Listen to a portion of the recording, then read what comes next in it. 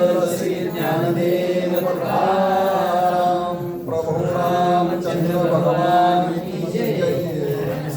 हनुमान महाराज की जय। माऊली ज्ञानेश्वर महाराज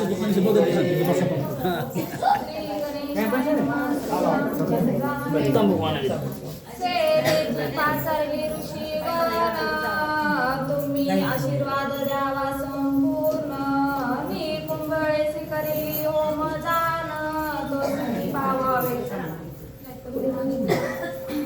उचलून वाचव जरा थोडं माईक वर घे वरी वरी हां हां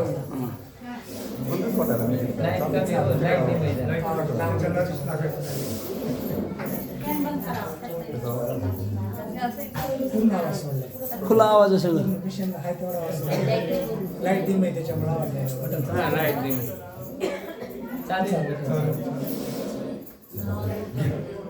सेवेची पाचारली ऋषीगण तुम्ही आशीर्वाद द्यावा संपूर्ण कुंभळेसी करी होम जान तो सिद्धी पावावे। चरित्रम रघुनाथस्य शतकोटी प्रविस्तरम एकमक्षरम पुरुषा महापातकनाशनम।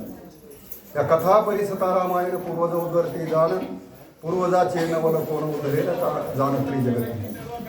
सज्जनाहो अशी गोड असणारी पवित्र आणि चांगली कथा आहे आणि शक्तीचा कार्यक्रमी असणारा आवाढव्य झालेला आहे। आम्ही आलतो अशा प्रकारे पण जाग्याच्या अभाव येता इथं परेशानी होते काय नाही, कारण ही रामभक्त आहेत। पडत्या पावसात ऐकण्याची तयारी ह्या रामभक्तांची आहे। सगळ्या रामभक्तांच्या चरणी नतमस्तक, रामभक्त हनुमानजी यांच्या चरणी नतमस्तक। गोड आणि सुंदर अशा प्रकारची पुण्यपरायण कथा आहे। कथेचा परिहार असा आहे की या ठिकाणी असणारे सगळे ऋषी जमलेले आहेत आणि सद्भक्त कोण विभीषण कारण संदर्भ माहिती नाही, आलोत आणि असंच बसलो। मग विभीषण या ठिकाणी म्हणू लागलेला आहे, हे ऋषी महाराज मी आता निकुंभळेला आणि चांगल्या प्रकारे, कारण पहिला आसुरी यज्ञ केलता कुणी इंद्रजितानं, आता हे चांगले अष्टमहासिद्धी प्रसन्न होण्यासाठी यज्ञ करू लागलेला आहे। म्हणून या ठिकाणी मी आता निकुंभळेला जातो आणि त्या ठिकाणी यज्ञ करतो। तुमचा वरद हस्त मला पाहिजे। इथपर्यंत कथा आलेली चला। गणपती दुर्गा क्षेत्रपाळासी श्रीराम सांगे आदरेसी मनोरथ पूर्वाय विभीषणासी कल्पवृत कामधेनुसी हो, या ठिकाणी प्रभू रामचंद्र आणि कुणाला गणपतीला आदी करून सर्व देवतांना बोलू लागले की बाबा हे गणपती, कारण तुझं प्रथम स्थान आहे। कोणतंही कार्य करताना गणपतीचं असणारा सुरुवात असते, म्हणून गणपती तूही त्या विभीषणाकडे जा आदरे करून सगळ्यांना। आणि त्या निकुंभळेमध्ये आता यज्ञ करू लागलेला आहे विभीषण। कामधेनू नावाची गाय आणि कल्पतरू, कारण जे जे इच्छिलेलं फळ देणार आहे असं कल्पतरूचं झाड सुद्धा त्या ठिकाणी, आणि सगळ्यांना तो आज्ञा देऊ लागलेला आहे प्रभू रामचंद्र। पार्तोनिया ब्रह्मदेवासी तुम्ही कल्पावे राक्षसासी पुत्र सुहृदय संबधासी पूर्वील्यापेक्षाही हो, या ठिकाणी प्रभू रामचंद्र, कारण राजा बोला आणि दल हल, एकदा राजाचा हुकुम आहे, नाहीतरी देवादे देव हा प्रभू रामचंद्र आहे। सांगितलं ब्रह्मदेवा या ठिकाणी, कारण ह्या विभीषणाचे आता ते काही, कारण राज्य आलं म्हणजे सगळे चांगले बी आले त्यातून वाईट बी आले, कारण राक्षस होते रावणाच्या कालावधीमधले। हे जे राक्षस भ्यासूर आहेत न काम करणारे आहेत, पण तुम्ही जा आणि माझ्या विभीषणाला जे सांगन ते काम असणार त्या राक्षसांना करायला लावा, असं प्रभू रामचंद्र स्वतः ब्रह्मदेवाला बोलू लागले। रथ गजवाजी अनेक चतुर सेना सकळीक नाना वाद्यौली अलौकिक लंकेशात पूर्वावी। लगेच असणार दुसरं तर हे आहेच आहे, पण काय करा, 4 प्रकारचा दळभार, घोडेदळ पायदळ हे जे आहेत 4 प्रकारचा दळभार आणि विभीषणाला म्हणले त्या ठिकाणी द्या। आणि त्या यज्ञ करीत असताना जे लागणारी वस्तू आहे ही सर्व त्यांना पुरवा, असा हुकूम रामानं आणि ब्रह्मदेवाला स्वतः दिलेला आहे।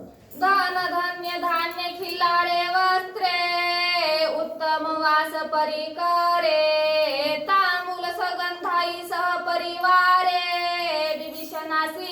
पुरवावी विभीषणाशी पुरवावे अशा प्रकारे तिथं लागणारे असणारं वस्त्र अलंकार सर्व काही असणारं धान्य तांबूल हे जे सर्व जे आहे लागणाऱ्या वस्तू ह्या सगळ्या त्या आणि माझ्या विभीषणाला पुरवा असं त्या ठिकाणी प्रभू रामचंद्र बोलतात. रावण गेल्यानंतर उन्हे न दिसावे अनुमात्र सुख द्यावे सर्वत्र लंकापुरी वासी.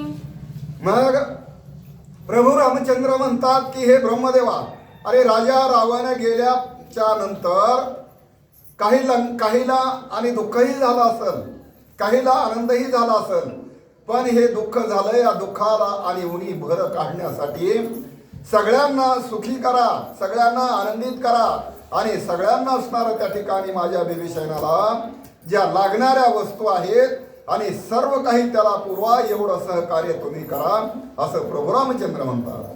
श्रीराम म्हणे विभीषणासी रावण पिडले त्रिलोक्यासी तैसे न कराय विश्वासी करी जगासी सुखरूप. हो, या ठिकाणी प्रभू रामचंद्र शरणांग जो विभीषण आहे रामाचा त्याला बोलू लागलेला आहे. विभीषणा, अरे या ठिकाणी असणार राजा रावणानं त्याच्या कारभारामध्ये भरपूर लोकांना त्रास दिलेला आहे, भरपूर लोकांना पीडा केलेली आहे. त्याप्रमाणे हे लंकाने हे असणारं राज्य करीत असताना सगळ्यांना आनंद होईल, सगळे आणि त्या ठिकाणी आनंदामध्ये राहतील अशा प्रकारे तू त्या ठिकाणी राज्य कर, कोणाला सुद्धा पीडा देऊ नको. राजा रावणानं भयंकर लोकांना पीडा दिली आहे, पण त्याप्रमाणे तू चालू नको. हिंसा न करावी सर्वथा विधी प्राप्त यत्न करीत स्वता म्हणून या शास्त्र समजता साचारता वर्तावे. मग त्या ठिकाणी तू असणार यज्ञ हवन होम हे सर्व धार्मिक कार्य कर आणि या ठिकाणी असणार कारण जेणेकरून यज्ञ संभवती पर्जन्य हा, कारण यज्ञ जर प्रथेवर झाले तर पाऊस पडतो आणि पाऊस पडला तर जनावर शेतकरी हे सगळे सुखी राहतात. त्यामुळं सगळा यज्ञ आणि पर्जन्य सगळं काही असणार तू त्या ठिकाणी कार्य कर आणि तुझ्या या जनतेला कसल्याही प्रकारे दुःख पोहोचल असं कार्य करू नको असं प्रभू रामचंद्र विभीषणाला सांगू लागले. करोनी श्री शंकराचरण देवीचे करावे पूजन स्मरणीया नारायण नित्यावरती जाण वर्तावे. आणि हे विभीषण त्या ठिकाणी गेला आणि जसं काही हे किष्किंधेमध्ये वाहणारे सगळे मग्न झालेले होते. सीतासुतीची तर आठवणच राहिली नव्हती त्यांना. मग राम रागावल्याच्या नंतर सगळ्यांना आठवण झाली. त्याप्रमाणे तू असणार राज्य करीत असताना महादेवाची असणार आराधना कर, सगळ्या दैवताची असणारी पूजा कर सगळे आणि जेणेकरून असणार सगळे काही दैवत सुखी राहतील, खुशी राहतील अशा प्रकारे कार्य कर. निस्त गेला आणि राज्यामध्येच मग्न झाला असं कार्य करू नको. तू जमंती राक्षस जाती परी तुझी नव्हे तैसे मती जानोनी माझी प्रकृती तैसे वर्तू नको. हो, प्रभू रामचंद्र म्हणतात बाबा विभीषणा, अरे लंकेमध्ये गेला तर लंकेमध्ये एकही माणूस आणि माझ्या जोगा नव्हता. तुला हे राक्षस जात अशी म्हणतील, पण या ठिकाणी मी तुला दळणातल्या खड्यासारखं निवडलं एवढ्या लंकेमधून, कारण तुझ्या मुखामध्ये सारखं भगवंताचं नामस्मरण होतं आणि त्या ठिकाणी असणार तू एकदम राक्षस जरी असलास तरी राक्षस कुळामध्ये पण धार्मिक वृत्ती आणि धार्मिक आणि स्थिती आहे. म्हणून बाबा तू चांगलं देवाचं कार्य कर असं आव्हान रामानं केलं. न करी अभिचारी कर्म नाच रावे दृष्ट धर्म उचित काळ राजधर्म नित्यावरती वर्तावे. म्हणून त्या ठिकाणी असणारं उचित कार्य कर, जेणेकरून तू बोलल्यामुळं लोक नाव ठेवतील असं कार्य करू नको. निंदा करतील असं लोक आणि कार्य करू नको. जेणेकरून उचित सगळे वर्णन करतील, सगळं तुला नमस्तेल आणि सगळं चांगलं म्हणतील अशा प्रकारे बाबा त्या ठिकाणी तू कार्य कर असं राम विभीषणाला बोलू लागले.